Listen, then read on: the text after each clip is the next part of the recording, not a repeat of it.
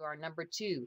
Number two, and this is something that you can see positive that we just talked about in thriving. This creates an atmosphere of play, an atmosphere of play.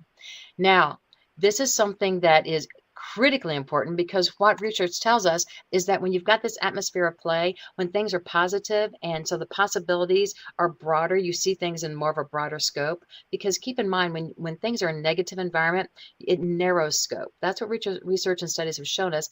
Negativity narrows scope. Even though sometimes we have to talk about, how can you do things differently? That's all right. Just remember that ratio that we talked about just a minute ago, 3 to 1. Because when you're actually feeding positivity into the workplace, you can see this atmosphere of play is generated, and play leads to curiosity. Play leads to exploring, and play leads to innovation, and innovation is a competitive advantage for your organization. This is where people say, how might we do this differently?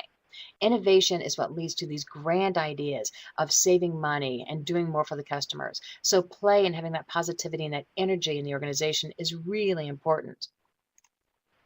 Now, you can see here that we have the how page. And so regarding play, how might we do it? You can see that there are a couple of pictures. And hopefully some of you know exactly what this is. I was in Seattle, Washington. So if you have my buddies from Seattle online, good morning to you. And here is the fish market outside the farmer's market, and inside is the world famous fish market. Now, here's something that I think is really interesting regarding how this fish market became world famous, and that's exactly what this says right here. Many of you probably use the fish philosophy, play, make their day, choose your attitude.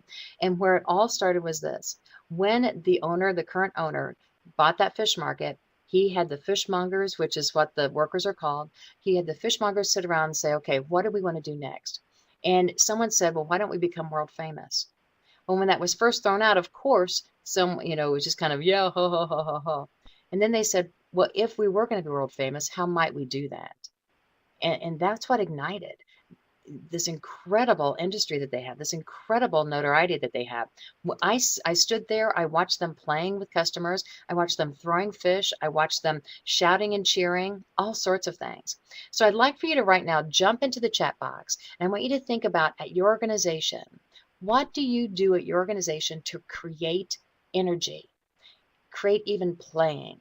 Go ahead and jump in. Let's see if we can get a couple of ideas generated, and I've got a couple to share with you also.